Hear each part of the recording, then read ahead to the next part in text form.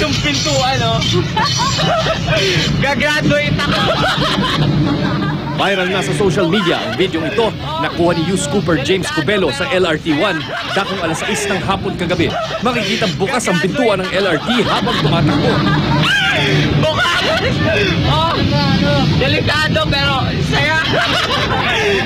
At halos isang talampakan lang ang ilang pasahero sa pintuang nakabukas. Ang takot ni Cubelo, idinaan na lang niya sa pagkuha ng video at pagtawa.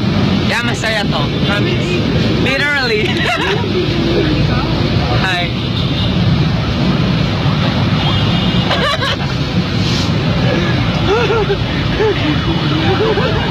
Pero nanginginig na ako. Nakarating na sila sa UN station, ganito pa rin ang sitwasyon. Andito na kami sa UN. Sa post ni Cubelo, hindi na raw nila nagawang ireklamo sa pamunuan ang bukas na pinto dahil nagpasukan na ang mga pasahero. For the second time around. Sa puntong ito, mas delikadong sitwasyon dahil nadagdagan ang pasahero. May ilang foreign students pa na nasa harap mismo ng pinto. Hawa kayo dyan, ha? Hawa kayo. How are you guys? Refreshing. Oh, Ay kay Cubelo, pagdating sa Pedro Hill Station, doon pa lang daw nagkaroon ng testing sa pinto hanggang sa gumana ito hanggang EDSA Station.